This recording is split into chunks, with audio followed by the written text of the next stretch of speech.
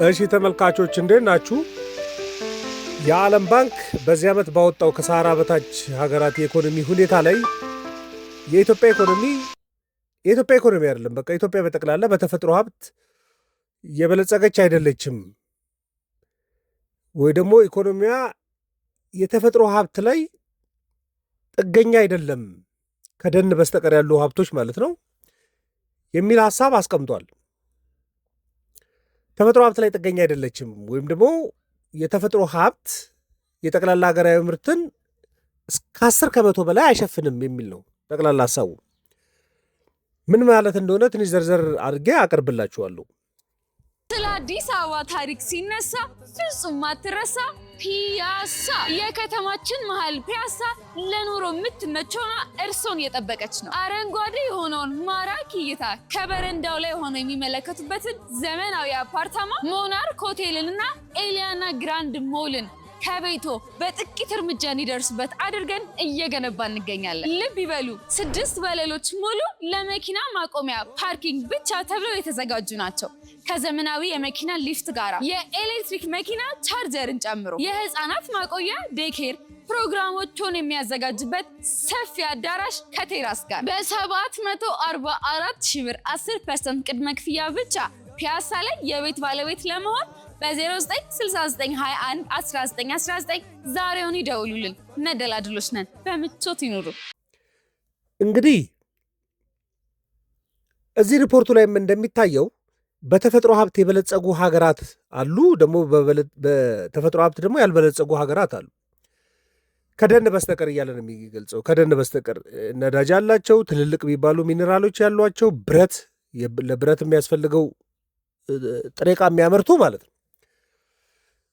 የበለጸጉ የሚለውን አብሮ በተፈጥሮ ሀብት የበለጸጉ ናቸው የሚለው የሚያገናኘው ምንድን ነው? ጠቅላላ ኢኮኖሚያቸው የተፈጥሮ ሀብት ላይ የተሞረከዘ ነው ወይ የሚለውንም ከግምት ይከታል። ከ10% በላይ ማዕድን ላይ የተሞረከዘ ከሆነ የራሱ ችግር እንዳለበት አብሮ የሚያቀርብ ነው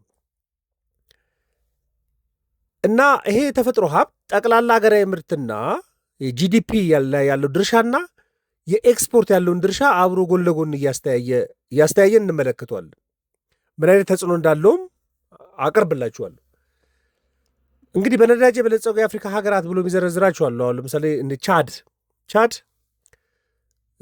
ነዳጅ የቻድ ኢኮኖሚ ላይ 35% ጂዲፒውን ይይዛል።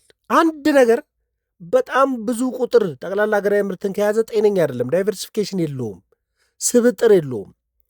ነዳጅ የሆነ ነገር ከሆነ 35%ቱ ያ ኢኮኖሚ ወደቀ ማለት ነው። የቻድ ኤክስፖርቷ 90% ኤክስፖርት አይተሟ ነዳጅ ነው። ነዳጅ የሆነ ነገር ከሆነ 90% የቻድ ኢኮኖሚ መቆም አይችልም ማለት። የኮንጎ ሪፐብሊክ 60% ጂዲፒ ነዳጅ ነው። 95% የኤክስፖርት ንግዷ ነዳጅ ነው። ኢኳቶሪያል ጊኒ 50% ጂዲፒ ነዳጅ ነው። 95% ኤክስፖርቷ ነዳጅ ነው። ጋቦንም በተመሳሳይ 45% ጂዲፒ ነዳጅ ነው። 90% ኤክስፖርቷ ነዳጅ ነው። የናይጄሪያ ኢኮኖሚ ጠቅላላ ሀገራዊ ምርት ላይ ነዳጅ ያለው ድርሻ 10% ነው። ነገር ግን 95% ኤክስፖርቷ ነዳጅ ነው። አንጎላ 40% ጠቅላላ ሀገራዊ ምርት ድርሻዋን የሚይዘው ነዳጅ ነው። 95% ኤክስፖርቷ ነዳጅ ነው። አስቡት። ደቡብ ሱዳን፣ እዚህ ጎረቤት ደቡብ ሱዳን 70% ጂዲፒዋ ያለው ድፍድፍ ነዳጅ ላይ ነው። 98% ኤክስፖርቷ ያለው ድፍድፍ ነዳጅ ላይ ነው። የበለጸጉ ሀገራት ቢሆኑም ነገር ግን በጣም በጣም በጣም ዲፔንደንት ናቸው ለማዕድን ማለት ነው። እነዚህ የነዳጆቹ ናቸው። ደግሞ ሌሎችም ጥገኛ ናቸው የሚላቸው አሉ። ብረት ላይ ጥገኛ ሆኑ አሉ። ሌሎች ማዕድናቶች ላይ ጥገኛ ሆኑ አሉ። ለምሳሌ እንደ ጊኒ ይሄ ባክሶይል የሚባል ለአልሙኒየም ማምረቻ የሚያገለግል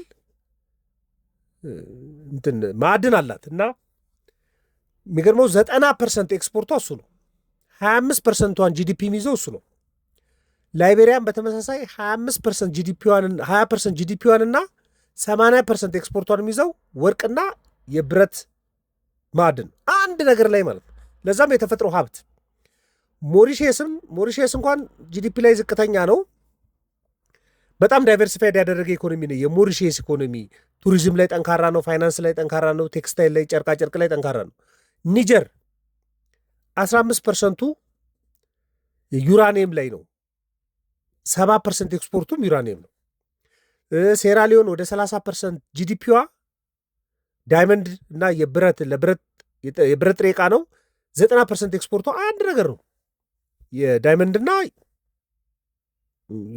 የብረት እንትን ላይ ማለት ነው። ቦትስዋናም 25% ኤክስፖርቷን የሚይዘው ዳይመንድ ነው። 90% ኤክስፖርቷን የሚይዘው ዳይመንድ ነው። ግን ያው በጣም ጥሩ የሚባለው ምንድን ነው? ማኔጅ አርጋ ይዛለች። አፍሪካ ውስጥ ማዕድንን ማኔጅ አርጋ ለመጠቀም የሞከረች ነው። ሌሎቹ እንዴት አይነት ወደ ቀውስ ውስጥ እንደከተታቸውም የተወሰነ ሀሳብ ሰጣቸዋል። ዲሞክራቲክ ሪፐብሊክ ኦፍ ኮንጎም 35%ቱ ኤክስፖርቷ ኮፐርና ኮባልት ነው። 95%ቱም ኤክስፖርት እሱ ነው። ናሚቢያም በተመሳሳይ 15% ኤክስፖርቷንና 15% ጂዲፒ እና 60% ኤክስፖርቷን የሚይዘው ዩራኒየም እና ዳይመንድ ነው። ሪች ይላቸዋል። ነገር ግን የደች ዲዚዝ የሚባል ነገር አለ። ጥገኝነታቸው በጣም የሰፋ ማለት ነው። ደቡብ አፍሪካም የደቡብ አፍሪካ ጠቅላላ ሀገራዊ ምርት 10% የሚሆነውን የሚይዘው የፕላቲኒየም የዓለም 80% ፕላቲኒየም አምራች ደቡብ አፍሪካ ነች እና ወርቅም የተፈጥሮ ክሰል አላት። 60% ኤክስፖርቷ የሚይዘው እሱ ነው። እነዚህ ማዕድናቶች ናቸው። ዛምቢያም 30% ጂዲፒዋን የሚይዘው ኮፐር ነው። 80%ቷን ኤክስፖርት የሚይዘው ኮፐር ነው። ይሄ የሚያሳየው ምንድን ነው? አንድ ነገር ላይ የተፈጥሮ ሀብት ላይ በጣም በጣም ጥገኛ የሆነ ኢኮኖሚ ያላቸው፣ በአንድ ጎኑ ጥሩ ቢሆንም በብዙ ጎኑ ግን ስጋት የሆነ ነው። ኢትዮጵያ ከዚህ ስጋት የራቀ ኢኮኖሚ ነው ያላት በሚል ነው ሀሳቡ። የበለጸገች አይደለችም የሚለው የመጣው ለምን? የተፈጥሮ ሀብት ላይ አንዳንድ ነገሮች ላይ ጥገኛ ሲሆኑ ሌሎች ሴክተሮቻቸውን በሙሉ የረሱ ሀገራት አሉ። ሌላ ጊዜ የደች በሽታ የሚባል ነገር አለ። አንድ ነገር ላይ ጥገኛ ሲሆኑ፣ አንድ ማዕድን ላይ ጥገኛ ሲሆኑ ጠቅላላ ኢኮኖሚያቸውን የሚረሱ ሀገራት አሉ። እነዚህ በሙሉ የምንጠቅሳቸው ሀገራቶች ከቦትስዋናና ሞሪሼስ በተወሰነ መልኩ ቦትስዋናና ደቡብ አፍሪካ በስተቀር ያሉት እንደዛ ነው ባህሪያቸው በሙሉ። ሌሎች ደግሞ አሉ ከደን በስተቀር በተፈጥሮ ሀብት ያልበለጸጉ። ኦፍኮርስ ደን ብቻ ሊኖራቸው ወደ 28 ሀገራት ናቸው እዚህ ውስጥ ያሉት። የተፈጥሮ ሀብት ላይ ጥገኛ ያልሆኑ ኢትዮጵያን ጨምሮ ማለት ነው። የተፈጥሮ ሀብት ላይ ጥገኛ ያልሆኑ ናቸው እነዚህ። የውጭ ምንዛሬ ግኝቶቻቸውን በሌላ ሴክተር ላይ ለማስፋት የሚሞክሩ፣ በቃ ሌሎች ሴክተሮቻቸውን ለማስፋት የሚሞክሩ። እነዚህ ግን ማዕድን ያላቸው ሌሎች ሴክተሮቻቸው ላይ ደካማ ናቸው። ግብርና ላይ ሴክተር ደካማ ናቸው። ማኒፋክቸር ላይ ከደቡብ አፍሪካ በስተቀር ደካማ ናቸው። ለምን? በጣም ጥገኛውንና ጠቅላላ ሌበሩን የት ያመጡታል ማለት ነው? እዚህ ማዕድን ላይ ያመጡት እና ዓለም አቀፍ የሆነ ነገር ከተፈጠረ ኢኮኖሚያቸው ችግር ውስጥ ነው። ምክንያቱም የኢኮኖሚ መሰረታቸው በማዕድን ላይ የተመሰረተ ነው። በዓለም አቀፍ ገበያ ላይ ነዳጅ ከወደቀ 95% ኤክስፖርታቸውን ከነዳጅ የሚያገኙ ሀገራት በሙሉ ወደቁ ማለት ነው። 50 ከ50 ከመቶ በላይ ጂዲፒያቸውን ነዳጅ ላይ ያደረጉ አብረው መውደቃቸው አይቀርም። ዳይመንድ ላይ የሚያደርጉ፣ ወርቅ ላይ የሚያደርጉ፣ የብረት ማዕድን ላይ የሚያደርጉ በጣም ችግር ነው። እንዳውም ምን ተብሎ ነው የሚታመነው? እሺ እንደዚህ ካላቸው አሁን በጣም ማክሲመም የሚባለው ፖይንታቸው ላይ ከሆኑ አንድ ማዕድን ላይ ፖሊሲያቸው ምን ማዘጋጀት አለበት ይባላል? የሶቨርኒቲ ፈንድ ማዘጋጀት አለበት፣ ቢያንስ መጠባበቂያ። አሁን ነዳጅ በሚፈለግበትና ውድ በሆነበት ጊዜ ሸጠው ማከማቸት አለባቸው። በቃ ዋጋ ጨምሮ ትርፍ ሲጨምርላቸው ማከማቸት አለባቸው። ነገር ግን አሁን ኢትዮጵያን ጨምሮ ማዕድን የሌላቸው ሀገራቶች ኢኮኖሚያቸው ስብጥር አለበት። ምስራቅ አፍሪካ ላይ ኬንያ፣ ኢትዮጵያ በጣም ጥሩ የሚባለው ኢኮኖሚ ለዛ ነው። ግብርናቸው ላይ መሰረት ያደርጋሉ። አገልግሎት ሴክተሮቻቸው ላይ መሰረት ያደርጋሉ። በተወሰነ መልኩ አምራች ማኒፋክቸር ላይ፣ ቱሪዝም ላይ። ምክንያቱም አንድ የሚተማመኑበት ማዕድን የላቸው። እንደውም እሱ የሚላቸው ምንድነው? አደጋ የመቋቋም አቅማቸው በጣም ጠንካራ ነው። በቃ ማዕድን ላይ ስለሆነ የማይተማመኑ አንዳንድ ለምሳሌ ነዳጅ ስላላቸው ግብር የማያቀበሉ ሀገራት አሉ። ነዳጅ ስላላቸው አነስተኛ ግብር ብቻ የሚሰበስቡ አሉ። ችግር ቢፈጠር ወደ ታክስ ሲስተም ለመምጣት በጣም ነው የሚቸገሩት። ግን እነዚህ ማዕድን የሌላቸው እንደ ኢትዮጵያ ያሉ ሀገራት አደጋ የመቋቋም አቅማቸው በጣም ጥሩ የሚባል ነው። ለምሳሌ የዓለም የነዳጅ ሁኔታ ቢወርቅ ነዳጅ መሸመት ነው እንጂ የሚቸገሩ ጠቅላላ የውጭ ንግድ ግኝታቸውን አያጡም። ጠቅላላ ጂዲፒያቸው በብዙ ፐርሰንት አይወድቅባቸው።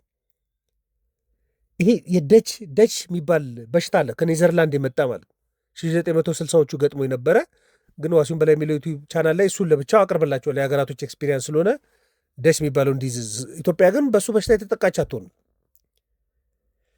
ለምን? ብዙ ማዕድን ኖሯቸው ግን ኢኮኖሚ እድገት የሚፈተኑ ሀገራት አሉ፣ ደካማ ተቋም ያላቸው። አሁን ላይቤሪያን አስቧቸው፣ እንደ ሴራሊዮንን አስቧቸው፣ ኮንጎን አስቧት፣ ጊኒንም ጨምራቸው አስቧቸው።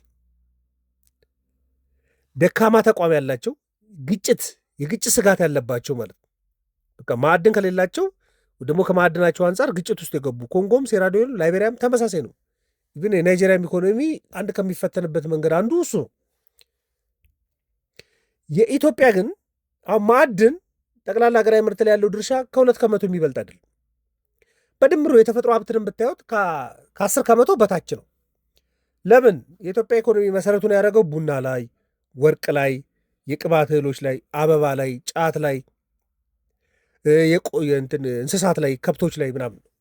ስለዚህ በጣም ብዙ ነው። አንድ ነገር ብቻ ከ30 ከመቶ በላይ ኤክስፖርት ድርሻውን አይዝም። ቡናም ቢባል 30 ከመቶ የሚያልፍ አይደለም የኤክስፖርት ድርሻው። ስለዚህ በማዕድን አልበለጸጉ እያለ ያቀርባቸዋል። ግን አልበለጸጉም የሚለው ሀሳብ አብሮ የሚመጣው ምንድን ነው? ማዕድን ላይ ዲፔንደንት አይደሉም። የጠቅላላ የኢኮኖሚ ድርሻቸው ከ10 ከመቶ በላይ አንድ ነገር ላይ የሚያርፍ አይደለም ይላል። ይህን ሀሳብ በደንብ የሚመከር ነው። ዳይቨርሲፋይ እንዲያደርጉ ይመከራል። ኢኮኖሚ ላይ ቱሪዝም ብቻውን ሰፊ ድርሻ መያዝ የለበትም። ግብርና ብቻውንም ሰፊ ድርሻ መያዝ የለበትም። እንደውም ከቻለ መቻል ያለበት ማኑፋክቸሩ ሰፊ ድርሻ ነው መያዝ ያለበት። አንድ ኢኮኖሚ ሪዝለንት ነው መቋቋም ይችላል የሚለውን ለማምጣት ማለት ነው። ስለዚህ ኢትዮጵያ ኢኮኖሚ በማዕድን የበለጸገ አይደለም፣ ማዕድን ላይ ዲፔንደንት ያልሆነ ኢኮኖሚ ነው፣ ግን በፖዘቲቭ የሚታይ ነው። ግን ማኔጅ ማድረግ የሚቻል ከሆነ ደግሞ በማዕድን በልጽጎ ከማዕድን የሚያገኘውን የውጭ ምንዛሬ ሌሎች ሴክተሮችን ዳይቨርሲፋይ ማድረግ ማጠናከር የሚችል ከሆነ ደግሞ አፕሪሼት ሊደረግ የሚችል ነው። ስለዚህ ይሄ ሪፖርት ውስጥ ያለ ሀሳብ ነው። ምናልባት ብትሰሙት መጥፎ አይደለም ብዬ ስላሰብኩ ነው። ማንኛውም ሀሳብ አስተያየት ካለ ልትልኩልኝ ልንወያይበት እንችላለን። ለነበረን ቆይታ በሙሉ ከልብ አመሰግናችኋለሁ። መልካም ቀን።